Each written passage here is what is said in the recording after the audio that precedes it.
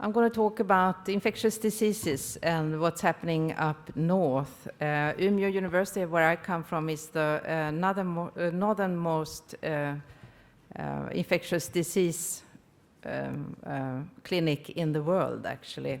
And I see a lot of these patients. I'm also a clinician. So anyway, this is a greeting from Svalbard, up from the north. And we do live in Anthropocene, and this audience is well educated in this manner, so I'm just skipping through here a number of slides to give you the background. And what you can see here, the observed change in surface temperature last century is really hitting the north a lot. And this is where assessments have been published,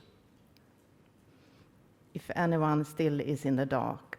So here you see the Arctic amplification, and we really do see what's happening in nature up north. And of course, the people living closest to nature is indigenous peoples, which is the Sami people, the only indigenous peoples in Europe. And there are also changes in precipitation. And the only thing I want to stress here is really that the local, well, the regional and also actually local differences. And I will show you some examples in a few minutes on this, in precipitation. And this is another effect we see up north. You might not be used to see the map this way. Here we have the Nordic countries, Sweden, Norway, Greenland, Russia. And the browner it is, the less snow. I'm not going into details, but it has been a real shift in the winter snow. And this is a more concrete example of this, a photo taken in Alaska, where they have 100,000 glaciers, actually. This was taken in 1941, and this is from the very same spot, 2004. And what you see is, of course, the absence of the glacier, but also the increase, the change of the biome here, and how this will affect then vectors, insects, etc., transmitting diseases to humans. Another change in nature is actually, here you see Greenland. This was median of the winter ice, mid-September, extent 79 to 2000. This is the black line. And this is previous record low, 2007, and this was 2012 then. Not to talk about the change of the ice on Greenland, which is also will have a huge impact. We have a sea level rise according to our IPCC, and what we see that will also affect infectious diseases up north is that we have another impact on society and businesses. There is now possible, actually, and it's increasing by the year, the route between especially Europe, Norway, via Russia to China and Japan. They save a lot of fuel, but also they get rid of the problem with the pirates. So anyway, where there is an extraction of oil and different natural resources, you all know about that. We see it very clearly in Sweden. And you see it in Russia, of course. Yes, we do have a global change, but the climate changes in the Arctic have increased at almost 3 times the rate of the rest of the world over the past few decades. So we can learn a lot for the benefit of everyone from what's happening up here, how societies will be affected. And one projection is that the tree line will actually reach Barents Sea when the tundra here is thawing, and you know the tundra, the permafrost in Siberia is the largest permafrost in the world, and it is thawing, and I'm not so sure that we have all the data on what's going on here, but that's another story. Anyway, emergence, at least 70% of emerging infections are zoonosis. That is, they come from our relationship, from animals. And of course, when they change their distribution, their range, we will come into contact with them in a different way than previously. We had HIV coming out from the trees in Africa, and we have Ebola recently, and right now, you know, this morning I was reading about the pandemic of Zika, which is now endemic in certain countries. So this will happen again and again and again. This is just to describe resilience. And there is a constant now change of landscape, and it's very difficult to go back to what it previously was. And here we have in Alaska new species. Willows move in, and with willows we have beavers, for example, and with beavers we will have Giardia, which is a parasite. You get diarrhea from it. That's just one little example. And I said before, we have a number of indigenous peoples in the Arctic, in Nordic countries and northwest of Russia, the Sami people, a number of them in Russia. I think Tero can tell us more about that. I think it's at least 35 different peoples speaking at least 12 different languages. And of course, in North America as well, and Greenland, well, the Inuits are the people there. And this is just what I heard a couple of months back when I turned on the evening news, that the reindeer herders, they really told about how the ice is thinning. There is a lack of food for reindeers, and I talked to one young guy actually when I was taking this walk on Maria Island a couple of days back, a student, and I said, you know, I told him about reindeers, and he said, do they really exist? I thought it was just for Christmas. But they do exist, and the production of meat is just as big as for sheep, and we will hear more about that. And so anyway, this, of course, will affect the reindeer herders a lot. They have to be fenced, and this will have an impact on their health.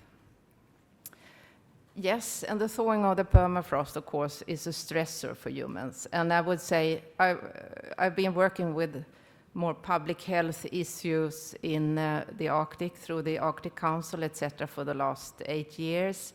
And I would say mental health is one of the absolutely biggest problems with stress of different kinds. I'm not really going into that today, but we have high suicide rates. You can see it in official Russian data, actually, that those state oblasts where there are indigenous peoples have much higher rates of suicides than in other oblasts. In the official data, you cannot track down indigenous peoples in Russia because they are diluted, they're called small-numbered people, etc. But of course, in other parts of the north, you can do that, and it's the same.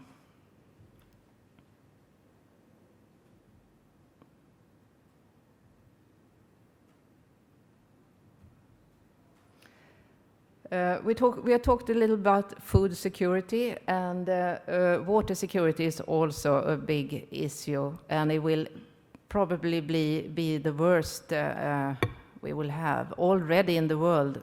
Maybe not in the Arctic as of yet. There are conflicts between people due to especially water insufficiency. So that it has an impact. This is lack of drinking water in Kivalina in Alaska keeps school closed. We know that with a decrease of water, people cannot keep a proper hygiene. So then in Alaska, this has been published. They will get more antibiotic due to skin infections and also respiratory tract infections. And this will put a pressure on antibiotic resistance. And you know, antibiotic resistance will not just stay there. With birds and the migration of birds, genes for antibiotic resistance is distributed to other parts of the globe as well.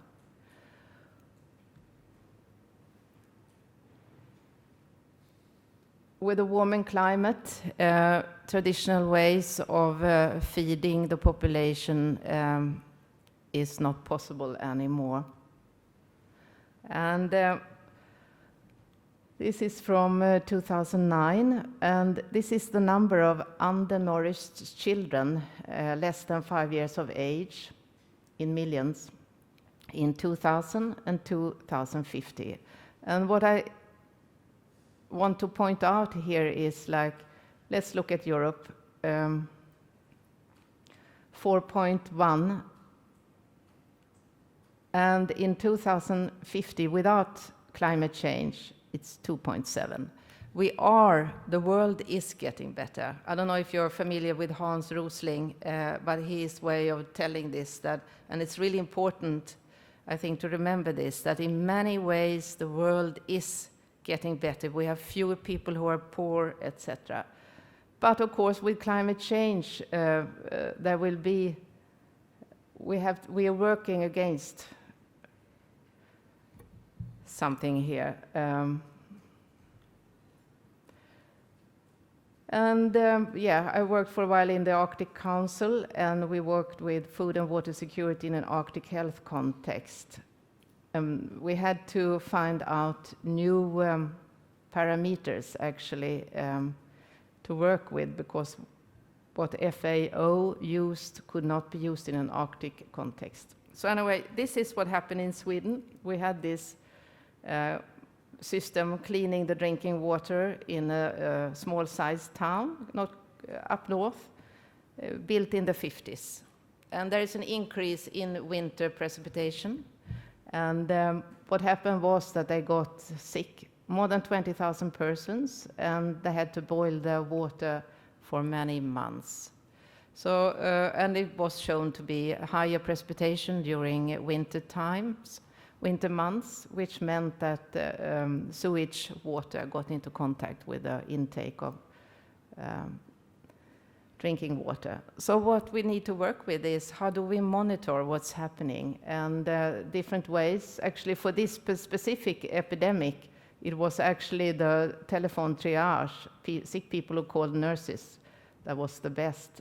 We have ticks moving upwards, and you know, ticks are like suitcases. They carry different microorganisms on board, and we have the Borrelia really moving northwards. Officially, we have climate-sensitive infections, only so far labeled as climate-sensitive is malaria and dengue fever, but I'm sure we're going to see tick-borne encephalitis and Lyme fairly sure as well. Maybe plague and hemorrhagic fever. Maybe it's Zika. There are lots of things that can come up. And this is what we do label. I'm not going into details, but this is what we're working with, trying to get baseline data. Very insufficient such. Yes, and modeling through the European Center for Disease Control. We have an invasive species that has the potential to transmit infectious diseases such as dengue and chikungunya. We had an outbreak in 2007 in Italy of chikungunya. And this is, the vector is Aedes albopictus, and this is the red part where it is today, and this is according to modeling, where we can expect to find it, even in southern Sweden then by 2030. And yes, this is tick-borne encephalitis in Western Russia. And I'm coming to an end. This is a very complex, still an interesting model that you find in 2013 Nature Helbing. And I think, you know, food security, and we have water security, infectious diseases, climate change, how they all interact in different ways. We have also economic disparity, global governance failures, etc.